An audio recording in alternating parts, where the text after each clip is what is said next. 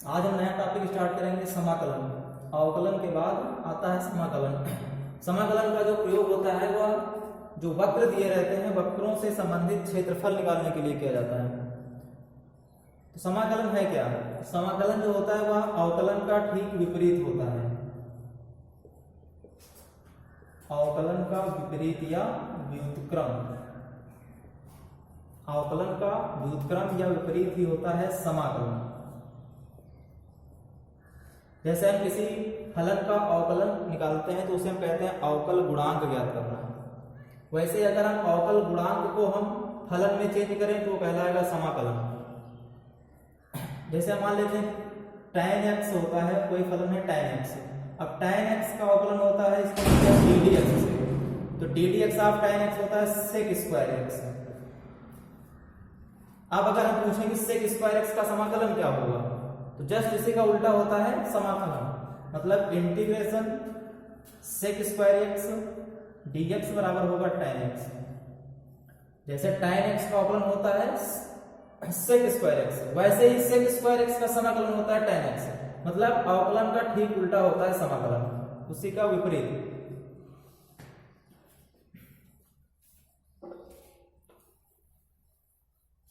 समाकलन का प्रयोग हमने बताया है कि वक्रों का जो क्षेत्रफल होता है, वक्रों से संबंधित क्षेत्रफल ज्ञात करने के लिए इसका प्रयोग होता है।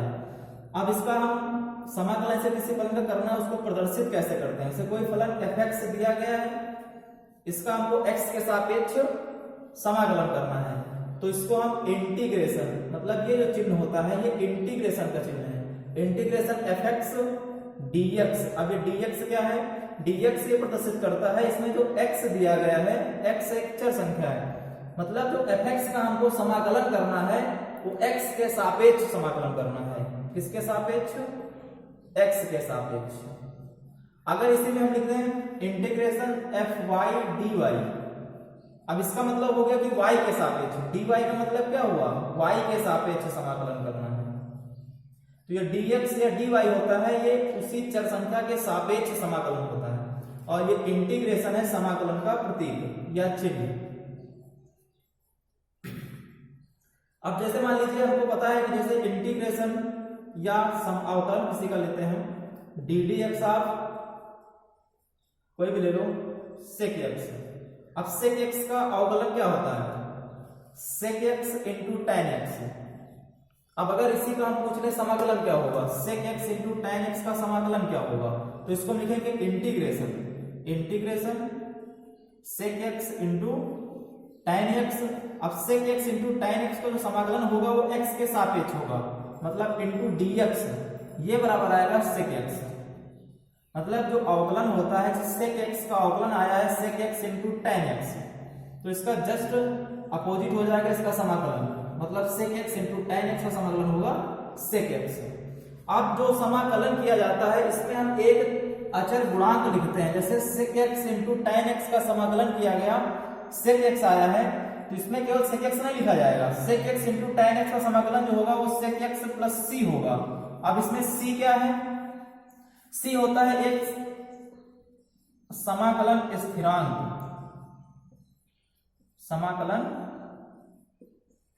स्थिरांक या कांस्टेंट बोल सकते हैं इसको। c को हम कांस्टेंट बोलते हैं, समाकलन स्थिरांक। मान लीजिए किसी फलन का हमको समाकलन करना है तो उसमें जो अचर संख्या होती है उसको हम समाकलन स्थिरांक कहते हैं। मतलब उसको हम c से प्रदर्शित करते हैं, उसको हम c में लिखते हैं। किसी भी सवाल में कोई भी समाकलन करना हो, इंटीग्रेशन मान लो हमको sin x का करना है, sin x dx, तो sin x का समाकलन cos x होगा, क्योंकि हमें मालूम है कि ddx ऑफ cos x बराबर होता है माइनस का sin x।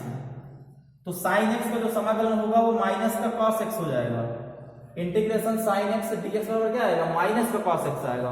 अब माइनस cos x, लेकिन ये इसका भी समाकलन नहीं हुआ है। अगर इसमें हम प्लस c नहीं लिखते हैं तो यह अधूरा माना जाएगा। मतलब इंटीग्रेशन sin x dx बराबर होगा माइनस का cos x प्लस अचर गुणांक या समाकलन स्थिरांक c। ये हर सवाल में लिखा जाता है आंसर में, क्योंकि समाकलन स्थिरांक हर सवाल में आएगा।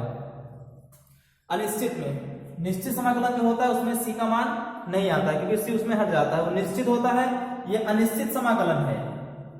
sin x dx minus cos x जो आया है ये अनिश्चित समाकलन है। सेक एक्स टाइन एक्स का समाकलन सेक एक्स आए या निश्चित समाकलन है, जब इसमें एक लिमिट दे दी जाए तो वो निश्चित हो जाता है, तो उसमें फिर ये समाकलन स्थिरांक का प्रयोग नहीं किया जाता है।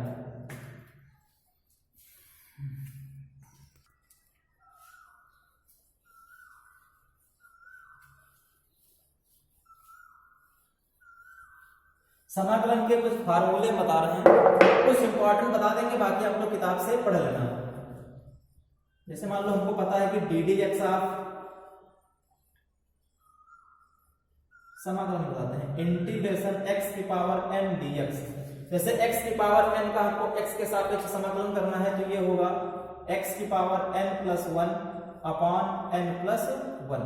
मतलब जो घात होती है, घात में एक प्लस हो जाएगा और प्लस करने के बाद जो घात बनेगी वही हर में आएगा। एक्स की power n plus one upon n plus one plus c हो जाएगा। Integration sine x d x बराबर साइन एक्स डी एक्स, अब इसका हो जाएगा माइनस का कॉस एक्स प्लस सी, क्योंकि हमको मालूम है कि D D x of cos x बराबर होता है माइनस का साइन एक्स, तो साइन एक्स का समाकलन हो जाएगा minus cos x. Integration cos x d x बराबर, अब ये आएगा प्लस का साइन एक्स प्लस सी, क्योंकि हमें मालूम है कि D D x of sine x बराबर होता है कॉस एक्स, तो कॉस एक्स का समाकलन हो जाएगा sine x. Integration tan x d x, tan x का log में आ जाएगा, ये हो जाएगा log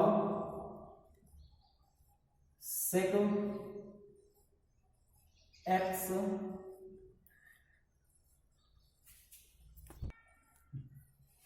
tan एक्स हो जाएगा log sec एक्स प्लस सी।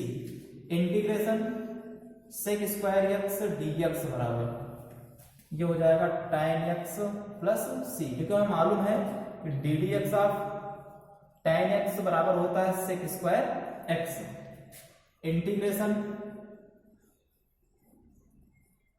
sec x into tan x बराबर, ये हो जाएगा sec एक्स प्लस सी, क्योंकि sec एक्स का अवकलन होता है D D x of sec x बराबर होता है sec x into tan x, तो sec x into tan x का समाकलन हो जाएगा sec एक्स।